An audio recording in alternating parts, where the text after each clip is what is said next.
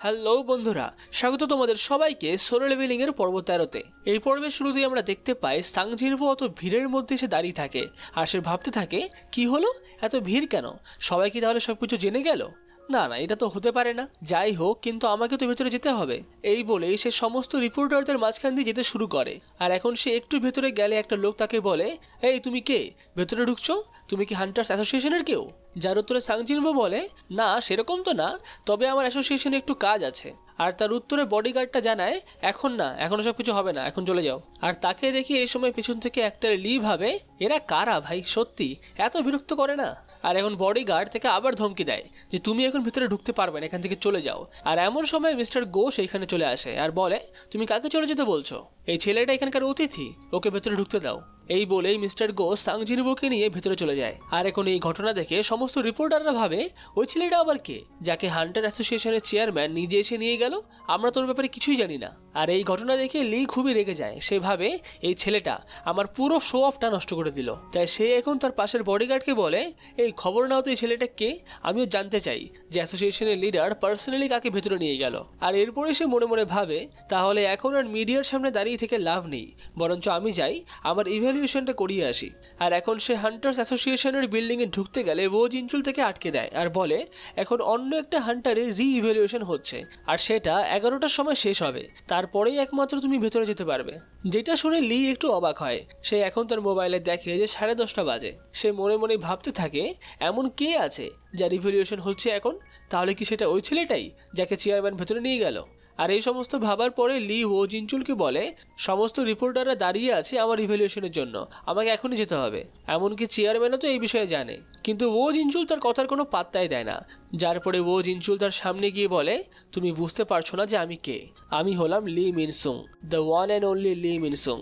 কিন্তু এরপরও ও জিনচুল একই কথাই বলে, 11টা বাজুক, তুমি ভিতরে যেতে পারবে।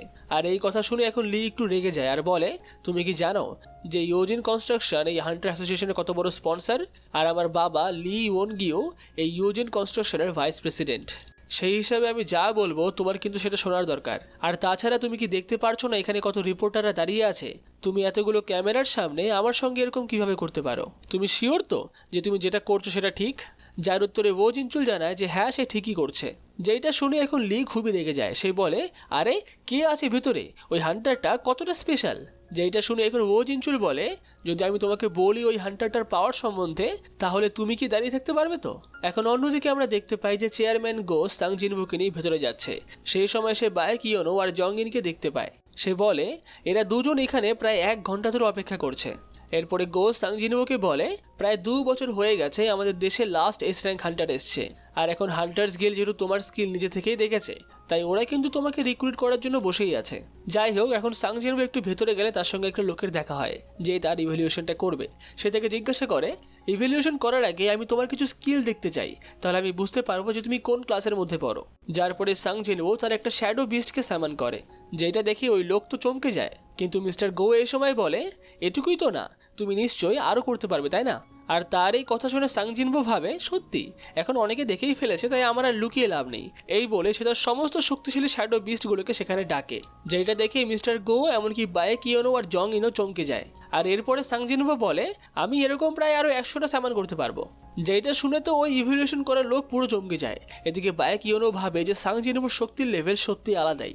আর আমি ওকে যখন লাস্টবার দেখেছিলাম তখন ওর এত পাওয়ার তো নিশ্চয়ই ছিল না। আর এরপরে সাং জিনভোকে এস র্যাঙ্ক হান্টারের লাইসেন্স দিয়ে দেওয়া হয়। আর এখন সে সেটা নিয়ে বাইরে বেরিয়ে আসলে বায়েক ইয়োনো তাকে ডাকে, কিন্তু সাং জিনভো তাকে বলে, আমার আসলে কিছু কাজ আছে, তাই আমি এখন কথা বলতে পারবো না। যেটা শুনে মিস্টার বায়েক ইয়োনো বলে, যদি আমি তোমার জায়গায় হতাম তাহলে আমি নিশ্চয়ই এরকম ব্যবহার করতাম না। কিন্তু সাং জিনভো তাও তাদেরকে কোনো পাত্তা দেয় না। সে সেখান থেকে বাইরে বেরিয়ে যায়। আর বাইরে বেরোতেই হাজারো ক্যামেরা থেকে ছেঁকে ধরে। অন্যদিকে জিনার স্কুলে জিনার বান্ধবীরা তাকে দেখায়, দেখো তোমার দাদা টিভিতে রয়েছে।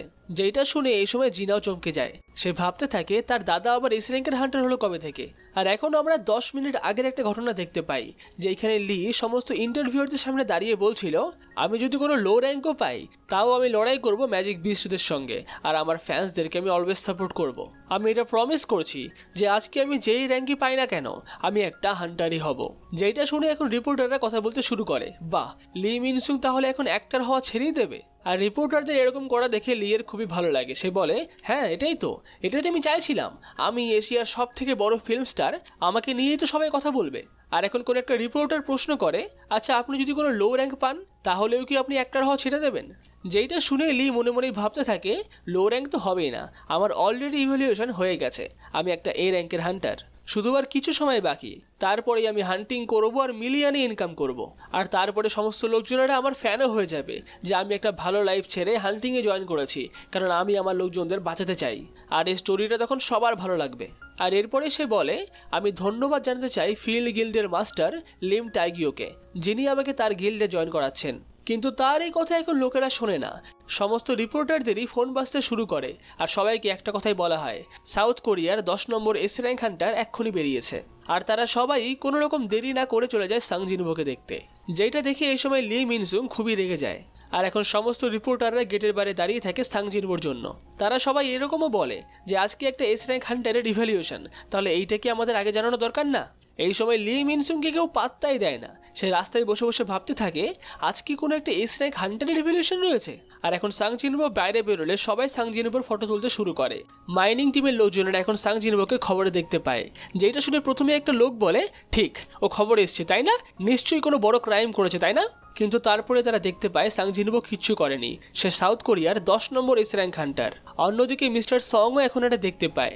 আর পুরো দেশের সব লোকজনেরাই এটা দেখে। জিনোর বাবাও এই সময় জিনোকে বলে, তাহলে তো এখন অ্যাসোসিয়েশন থেকে সাং জিনভোকে অফিসিয়ালি এস র্যাঙ্ক হান্টার বানিয়ে দেওয়া হয়েছে, তুমি কি ওকে আমাদের গিল্ডে আনতে পারবে? যেটা শুনে জিনো এই সময় তার বাবাকে বলে, ক্ষমা করবেন বাবা, আমি ওনাকে কোনোভাবেই মানাতে পারিনি।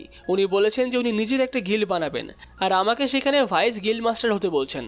তার এই কথা শুনে এই সময় জিনোর বাবা বলে, তুমি কি জানো আমি কেন একটা গিল্ড খোলার প্ল্যান করছিলাম?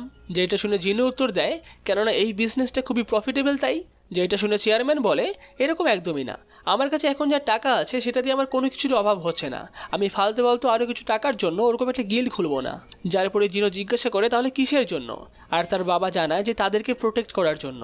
হান্টারদের পাওয়ার এখন দিনে দিনে বেড়েই চলেছে। পৃথিবীতে এমন কিছু হান্টার আছে যাদের পাওয়ার এস র্যাঙ্কের থেকেও অনেক বেশি, তাদেরকে বলা হয় ন্যাশনাল লেভেল হান্টার। তারা যদি একসঙ্গে মিলে কোনো কিছু করার ঠিক করে, তাহলে আমাদের গভর্নমেন্ট বা লিগ্যাল ডকুমেন্ট দিয়ে কিছুই হবে না, তারা ভবিষ্যতে এই পৃথিবীর উপরে রাজ করতে পারে। আর এই একটা কারণেই আমি নিজের একটা গিল্ড বানাতে চাইছিলাম, যাতে আমি সেখানে ভরসাযোগ্য হান্টারদের হায়ার করতে পারি নিজেদেরকে প্রোটেক্ট করার জন্য। কিন্তু আমার মনে হচ্ছে যে তুমি অলরেডি একজনকে পেয়ে গেছো, তুমি চাইলে এখন ইয়োজিন গিল্ডের মাস্টার হতে পারো। গিল্ডটাকে খোলো, বড় করো, সেখানে সমস্ত ভরসাযোগ্য হান্টারদেরকে নিয়ে আসো, ওই হান্টারগুলো ভবিষ্যতে তোমার অনেক কাজে আসবে। কিন্তু তার এই কথা শুনে জিনো বলে, আমাকে এই অফার করার জন্য ধন্যবাদ, কিন্তু আমি ইয়োজিন গিল্ডের গিল্ড মাস্টার হতে চাই না, আমি সাং জিনভোর গিল্ডে জয়েন করব। অন্যদিকে সাং জিনভো এখন রিপোর্টারদের সামনে ভাবতে থাকে, এরা আমার পেছনে কেন পড়ে গেল? এরা তো ওই লি নামের ছেলেটার পেছনে পড়েছিল। আর এই সময় নানান রিপোর্টাররা সাং জিনভোকে নানান রকম কোয়েশ্চেন করতে থাকে। তাই এখন বাইক ইয়োনো সাং জিনভোর কাছে আসে আর বলে, এদের সাথে তুমি যদি থাকো তাহলে তোমার শুধুমাত্র মাথা খারাপ হবে আর কিচ্ছু হবে না, চলো আমার সাথে, আমি তোমাকে বাড়িতে এগিয়ে দিয়ে আসি। কিন্তু সাং জিনভো সেখান থেকে সেই সময় প্রায় উধাও হয়ে যায় আর সমস্ত রিপোর্টারদের পেছনে গিয়ে দাঁড়িয়ে পড়ে আর বলে, না না ঠিক আছে, কোনো ব্যাপার না। সে এতটাই দ্রুত সেখান থেকে চলে যায় যে কেউ সেটা ধরতেই পারে না। যেটা দেখে এই সময় জংইন বলে, ও একটা মেজ টাইপের হান্টার ঠিকই, কিন্তু ও বিশাল ফাস্ট। যেটা দেখে বাইক ইয়োনো এই সময় ভাবে, ও যে আমার থেকে শক্তিশালী এটা আমি বুঝেই গেছিলাম, কিন্তু এতটাও সেটা আমি ভাবিনি। সাং জিনভো নিঃসন্দেহে এখন আমাদের দুজনের থেকেও বেশি পাওয়ারফুল, কিন্তু ওর তো রিঅ্যাওয়েকেনিং কিছুদিন আগেই হলো, এর মধ্যেও এত পাওয়ারফুল কি করে হয়ে গেল? কিংবা এরকম নয় তো যে ওর রিঅ্যাওয়েকেনিং হয়নি, অন্য কিছু একটা হয়েছে যেটা সাহায্যে ও লেভেল আপ করতে পারে। এখন অন্যদিকে আমেরিকাতে আমরা দেখতে পাই যে হোয়াং ডংসও এই খবরটা দেখতে পায় যে সাং জিনভো একটা এস র্যাঙ্কের হান্টার হয়ে গেছে। যে এই খবরটা দেখে সে একদমই খুশি হয় না। আর অন্যদিকে আমরা দেখতে পাই যে সাং জিনভো তার মেজ অর্বটাকে বিক্রি করতে যায়। যেটা দেখে দোকানদারের লোকটা ভাবে, এইরকম অর্ব আমি এর আগে দেখিনি, আমি হাইয়েস্ট একটা অর্ব দেখেছি যেটা কিনা 50% স্ট্রেংথ বাড়িয়ে দেয়, কিন্তু তোমার এই অর্বটা 100% স্ট্রেংথ বাড়িয়ে দেবে। মিস্টার জংইনকে যদি আমি এটা দিই তাহলে উনি অনেক টাকা দেবেন, কিন্তু তুমি এটা পেলে কোথায়? যার উত্তরে সাং জিনভো বলে সে এটা একটা ডানজনে পেয়েছে। যেটা শুনে ওই দোকানদার একটু অবাক তো হয়, কিন্তু সে সাং জিনভোকে এটাও বলে, তাহলে তুমি কি এটাকে বিক্রি করতে চাও? আমরা এটাকে অনেক ভালো দামে বিক্রি করব। যেটা শুনে সাং জিনভো বলে, সেটা আমি ভেবে দেখছি। আর একই সঙ্গে সে এটাও ভাবে যে তাকে ডিমন্স ক্যাসলে লড়াই করতে গেলে সেখানকার আগুনের থেকে বাঁচার জন্য কিছু একটা লাগবে। তাই সে সেই দোকানদারকে সেটা জিজ্ঞাসা করে যে তার কাছে আগুনের থেকে বাঁচার জন্য কোনো আর্টিক্রাফট আছে কিনা। যেটা শুনে ওই দোকানদারটা বলে, আগুনের থেকে? হ্যাঁ, এরকম তো অনেক আছে, কিন্তু সাংচিনবো বলে অনেক আছে, আমি তো অনলাইনে একটাও খুঁজে পেলাম না। যার উত্তরে ওই দোকানদার বলে এই ধরনের আর্টিক্রাফটের আসলে খুবই দাম হয়, তাই এগুলো অনলাইনে সচরাচর পাওয়া যায় না। আর এরপরে সে সাংজিনবোকে একটা ঘরে নিয়ে যায় যেখানে অনেক আর্টিক্রাফট আছে। সে সাংজিনবোকে সব দেখায় আর এটা জিজ্ঞাসা করে যে তার এখান থেকে কোনো কিছু পছন্দ হচ্ছে কিনা। কিন্তু সাংজিনবো এখন এটা জিজ্ঞাসা করে এই আর্টিক্রাফটগুলো তো অনেক দামি, তাই এগুলোকে যে শুধু একটা পাতলা কাচের ভেতর রেখে দিয়েছ, এতে কি এগুলো প্রোটেক্ট থাকে? যার উত্তরে ওই দোকানদারটা বলে এই কাজগুলো মানা পাওয়ার দিয়ে তৈরি, এগুলোকে একটা এ র্যাঙ্ক হান্টারের পক্ষে ভাঙাও মুশকিল। যেটা শুনে সাংজিনবো একটু অবাক তো হয়। যার পরে ওই দোকানদারটা আবার বলে তুমি ভাঙতে পারবে এখানকার কোনো একটা কাজ? যদি এখানকার তুমি কোনো একটা কাজ ভাঙতে পারো তাহলে তার ভেতরের আর্টিক্রাফট আমি তোমাকে ফ্রিতে দিয়ে দেবো। যেটা শুনে সাংজিনবো এই সময় ভাবে এই কাজ ভাঙা কি অতটাও মুশকিল? এই বলে সে তার পাওয়ার তৈরি করে কাজ ভাঙার জন্য। কিন্তু সঙ্গে সঙ্গে দোকানদারটা বলে আরে না না, আমি তো এমনিই বলছিলাম তুমি যদি এই কাজটা ভাঙো তাহলে এখানে এখন অনেকগুলো হান্টার চলে আসবে, আমাদের তাদের সঙ্গে কন্ট্রাক্ট করা আছে। আর তারপরে সে মনে মনে ভাবতে থাকে ও যে বললো ও একটা মেজ টাইপের হান্টার, তাহলে ওর কাছে এত কনফিডেন্স কী করে আসলো যে ওই কাজটা ভেঙে ফেলবে? এদিকে সাংজিনবো এখন থেকে জিজ্ঞাসা করে আচ্ছা এই সমস্ত বাদ দাও, তোমার কাছে কোনো অস্ত্র আছে, যেমন ধরো একটা ড্যাগার টাইপের কিছু? যার পরেই ওই লোকটা তাকে এটা অন্য লোকের সঙ্গে দেখা করিয়ে দেয় যে কিনা ওয়েপেন ডিপার্টমেন্টে থাকে। এদিকে এই লোকটা এখন এসে দেখতে পায় যে কাচের মধ্যে অল্প একটু ফাটল হয়ে গেছে। সে বুঝতে পারে না যে এইটা আবার কখন হলো, ও তো কাজটাকে ছুঁয়েও দেখেনি। এদিকে সাংজিনবো এখন ওয়েপেন সেকশনে এসে একটা ড্যাগার তার হাতে নেয় আর জিজ্ঞাসা করে যে এটার দাম কত। সে জানতে পারে যে এটার দাম 30 মিলিয়ন। সে ভাবে যে তার কাছে যে ড্যাগারটা আছে সেটার থেকে এটা অনেকটাই কমা, তাও এটার কত দাম। আর এখন সে নিজের ড্যাগারটা দেখায় যেটা সে সিস্টেমের শপের থেকে কিনেছিল, আর সেটা তাকে দেখিয়ে জিজ্ঞাসা করে যে দেখো তো এটার দাম কত হবে। আর ওই লোকটা ভালো করে দেখে বলে এটা তো খুবই ভালো ড্যাগার, এটার দাম তো মিনিমাম 100 মিলিয়ন হবেই। যেটা শুনে সাংজিনবো ভাবে 100 মিলিয়ন, আমি তো এটা শপের মধ্যে শুধুমাত্র 2.8 মিলিয়ন দিয়ে কিনেছিলাম। সে এখন ভাবে যে তার মানে সিস্টেমের শপের জিনিসগুলো খুবই মূল্যবান, তাহলে তার হয়তো এখনই ওই অর্বটাকে বিক্রি করা ঠিক হবে না।